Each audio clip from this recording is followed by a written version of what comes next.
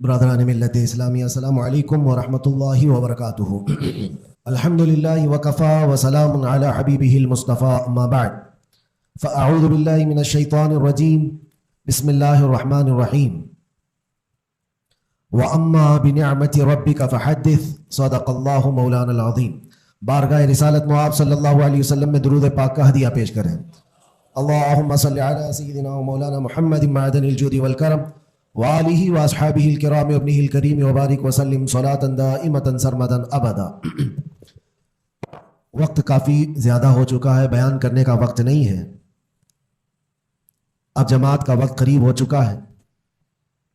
چونکہ میں کافی دور سے آپ کے پاس آیا اور بیچ میں ٹریفک کے مسائل بہت زیادہ تھے، بہرکیف ہمارے حصے میں آج کے دن جتنا بھی وقت یہاں اللہ نے لکھا ہے اتنا ہم گزار کر کے جائیں گے انشاءاللہ۔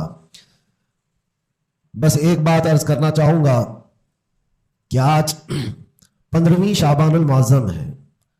ہماری زندگی کے سالوں میں سے ایک نئے سال کی شروعات ہے۔ حدیث پاک میں ملتا ہے کل کی رات اللہ تعالیٰ فرشتوں کو سارے معاملات تقسیم کر دیتا ہے، بندوں کے متعلق کیا کیا چیزیں سال بھر میں ہونے والی، اور فرشتوں کو سارے احکام بتا دیے جاتے ہیں۔ اس میں سے بسا اوقات ایسا ہوتا ہے کہ کسی کی موت لکھی گئی ہوئی ہوتی ہے اس سال، لیکن وہ بندہ شادی کی تیاریوں میں مصروف ہے۔ کسی کے 2 مہینے 3 مہینے کے بعد زندگی کے خاتمے کا عنوان لکھا گیا ہوگا، لیکن وہ اپنے بزنس پلان کر رہا ہوگا، وہ سفر کی تیاریاں کر رہا ہوگا۔ ہم میں سے بھی کسی کو معلوم نہیں کہ کل کی رات ہمارے لیے کیا حکم اللہ نے فرشتوں کو دیا ہے۔ اگر زندگی باقی ہے تو دعا کریں کہ اللہ تعالیٰ خیر و برکت والی زندگی عطا فرمائے، نیکیوں والی زندگی عطا فرمائے۔ اور ایک اہم بات جو آج سب جگہ گردش کر رہی ہوتی ہے، سرکولر ہوتی ہے، وہ یہ ہے کہ ہر بندہ اپنی اپنی غلطیوں کی معافی دوسرے سے مانگ رہا ہوتا ہے۔ اور یہ اس لیے بھی ہے کہ سب نے شاید یہ حدیث سنی ہوگی کہ ان بڑی راتوں میں اللہ تبارک و تعالی سارے بڑے گناہوں کو معاف کر دیتا ہے، لیکن چند لوگ ایسے ہیں جو ان راتوں میں بھی معاف نہیں ہوتے۔ ان میں سے ایک بندہ وہ ہے جو لوگوں کے تعلق کو ختم کرتا ہے، قطع تعلق کرنے والا۔ بھائیوں میں نفرت ہے، بھائی اور بہن میں نفرت ہے، باپ اور بیٹے میں نفرت ہے، رشتہ داریوں کو توڑا ہوا آدمی، اس کے لیے بھی کہا گیا اس رات میں اس کی بھی بخشش نہیں ہے۔ اور دوسری چیز یہ ہے کہ جو ہم گناہ کرتے ہیں اس کی 2 قسمیں ہیں، 2 قسم کے گناہ ہیں۔ کچھ گناہ وہ ہیں جن کا تعلق صرف اللہ سے ہے، اللہ جب چاہے معاف فرمائے گا۔ شراب پیا، زنا کیا، غلط کاریاں کیا، جھوٹ بولا ہے، یہ سارے گناہ وہ ہیں جس کی معافی اللہ سے ڈائریکٹ کی لی جائے گی۔ اس کو کہتے ہیں حقوق اللہ۔ اللہ تعالیٰ کریم ہے، اکرم الاکرمین ہے، جب چاہے اپنے بندوں کو معاف فرما دے۔ لیکن کچھ گناہ ایسے ہیں جن کا تعلق بندوں سے ہے، کسی کا مال ہڑپ لیا ہے، کسی کا حصہ دبا لیا ہے، کسی کو گالی دیا ہے، کسی کو مارا ہے، یہ سارے وہ گناہ ہیں جن کا تعلق بندوں سے ہے، ان کو حقوق العباد کہا جاتا ہے۔ اور یہ گناہ زیادہ ڈینجر ہے، حقوق اللہ سے زیادہ ڈینجر حقوق العباد ہے، کیونکہ حدیث پاک میں ہے اللہ سے متعلق جو گناہ ہے وہ رب تعالیٰ جب چاہے معاف فرمائے گا، لیکن جو بندوں سے ریلیٹڈ ہے اللہ فرماتا ہے جب تک بندہ بندے کو معاف نہیں کرتا اللہ نہیں معاف فرمائے گا، اللہ معاف نہیں فرمائے گا۔ حضور پاک صلی اللہ تعالیٰ علیہ وسلم نے صحابہ سے پوچھا سب سے غریب آدمی کون ہے، تم جانتے ہو سب سے مفلس آدمی کون ہے؟ حضور صلی اللہ علیہ وسلم نے صحابہ سے پوچھا تو صحابہ نے کہا اللہ کے نبی زیادہ جانتے ہیں۔ آقا کونین صلی اللہ علیہ وسلم فرماتے ہیں سب سے زیادہ غریب قیامت کے دن وہ نہیں جس کے پاس پیسہ نہیں، مال نہیں، نیکیاں نہیں، وہ نہیں، بلکہ میرے آقا فرماتے ہیں قیامت کے دن ایک بندہ ایسا ہوگا جس کی نمازیں بھی بہت تھی، صدقات و خیرات بھی بہت تھے، حج بھی کیا تھا، زکوٰۃ بھی دیا تھا، عمرے بھی تھے، نفل عبادتیں بھی تھی، اس کی بہت نیکیاں لے کر کے آیا تھا، لیکن جس وقت وہ عدالت الہی میں پیش ہوا تو کئی لوگ کھڑے ہو گئے، ادھر سے ادھر سے آئے، رب تعالیٰ سے کہنے لگے مولا یہ نیک تو بہت ہے، نمازیں اس کی بہت ہے، حج بھی کیا ہے، عمرے بھی کیا ہے، لیکن میرے پیسے بھی دبا کر رکھا تھا۔ کوئی کہتا ہے کہ مولا میرا حق اس کے اوپر بنتا ہے، اس نے مجھے گالی دی تھی، کوئی کہتا ہے کہ مولا میرا بھی حق بنتا ہے، اس نے مجھے مارا تھا، کوئی کہتا ہے مولا میرا بھی حق بنتا ہے، اس نے میرے پیٹھ پیچھے مجھ سے چغلی کی تھی اور لڑانے کی کوشش کی تھی، میرا حق بنتا ہے اس پر، تو یہ سارے حق طلب کرنے والے بندے کھڑے ہو جائیں گے اس کے خلاف جو نیکوکار تھا۔ اللہ تعالیٰ فرماتا ہے تم لوگوں کو اس سے کیا چاہیے؟ سارے بندے کہتے ہیں مولا ہم تو گنہگار ہیں، نیکیوں کی کمی ہے، اس کے پاس نیکیاں زیادہ، اس کی نیکیاں ہمیں دلا دے۔ اب عدالت الہی کا یہ فیصلہ سنو، اللہ فرشتوں کو حکم دیتا ہے اس کے پاس جتنی نیکیاں ہیں وہ ان سب میں تقسیم کرو، جتنوں کا حق اس نے دبا رکھا ہے سب میں اس کی نیکیاں بانٹی جائیں۔ جب فرشتے اس کی نیکیاں نکال کر تقسیم کر رہے تھے، نیکیاں اس کی پوری ختم ہو گئی، حقداروں کا بھی حق پورا ہوا نہیں، کچھ اور بھی باقی رہ گئے تھے۔ وہ کہنے لگے مولا ہمارا بھی حق ہے اس کے اوپر، ہمارا بھی اس نے مال رکھا ہے۔ اللہ تعالیٰ فرماتا ہے اب اس کے پاس تو نیکیاں پوری ختم ہو گئی، تم چاہتے کیا ہو؟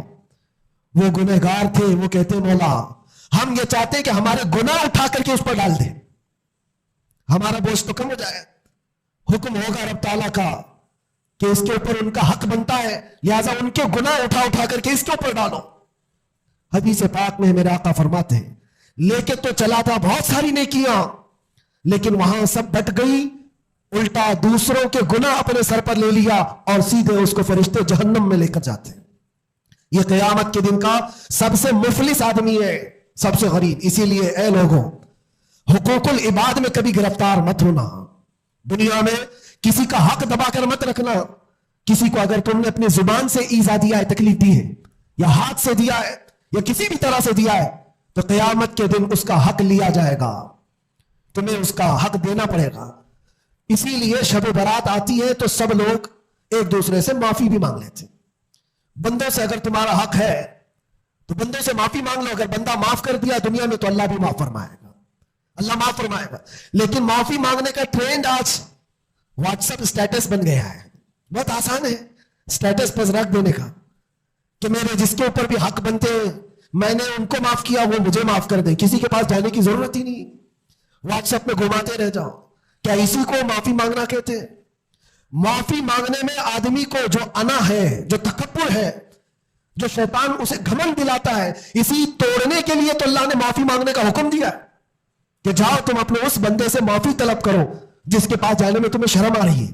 اپنے نفس کو توڑو، اپنے انا کو ختم کرو، اپنے تکبر کو مارو۔ تمہاری بہن کا کوئی حق باقی تھا تو تم اگر یہ سوچتے ہو اس کے پاس کیسے جاؤں، وہ تو چھوٹی ہے، میں اتنا بڑا ہو گیا ہوں، کیا بہن سے بھی معافی مانگوں گا؟ میں چھوٹا ہو جاؤں گا؟ قدر کرو، آج تمہارے پاس وقت ہے، یہاں تھوڑی دیر کے لیے چھوٹا ہونا اچھی بات ہے۔ قیامت کے دن جب تمہارے گلے میں توق ڈال دیا جائے گا گناہوں کا تو اس وقت مدد کے لیے کوئی نہیں آ سکے گا۔ اس لیے میرے عزیزوں حقوق العباد میں گرفتار کبھی نہ ہونا۔ اللہ کے نبی صلی اللہ علیہ وسلم کے پاس ایک جنازہ آیا، حضور صلی اللہ علیہ وسلم جب جنازہ پڑھاتے تھے تو پہلے پوچھتے تھے اس پر کسی کا حق باقی ہے، کسی کا اس پر کوئی لینا دینا باقی ہے؟ جنازہ صحابی کا ہے۔ جب جنازے کے پاس کھڑے تھے تو ایک صحابی آگے بڑھتے اور کہتے یا رسول اللہ 2 درہم میرے اس کے اوپر باقی ہے اور یہ مر گیا، دیا نہیں مجھ کو، 2 درہم قرضہ اس کے اوپر میرا باقی ہے۔ حضور پاک صلی اللہ علیہ وسلم نے کیا فرمایا جانتے؟ صلو علی صاحبکم ولا اصلی علیہ، اے لوگوں تم چاہو تو اس کا جنازہ پڑھ لو، میں نہیں پڑھوں گا۔ حضور پیچھے ہٹ گئے، 2 درہم کا صرف قرضہ باقی تھا جن کا انتقال ہوا، اور حضور نے فرمایا میں جنازہ نہیں پڑھوں گا۔ سوچو آج 2 درہم کا بوجھ بھی کتنا بڑا ہوتا ہے۔ جنازہ رکھا ہے، حضور پیچھے ہٹ گئے۔ پھر ایک کوئی صحابی آگے بڑھتے اور کہتے یا رسول اللہ صلی اللہ علیہ وسلم ان کی جانب سے ان کا قرضہ میں ادا کر دوں گا۔ حضور نے فرمایا کب تک ادا کرو گے؟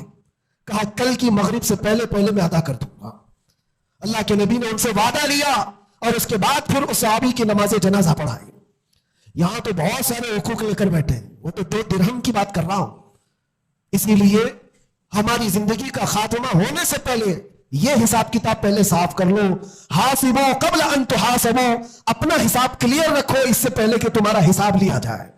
اللہ کریم ہم سب کو کہنے سننے سے زیادہ عمل کی توفیق عطا فرما۔ رب تبارک و تعالی شعبان المعظم کے اس پاکیزہ مہینے کو ہم سب کے لیے نیکیوں والا اور خیر و برکت والا مہینہ بنائے۔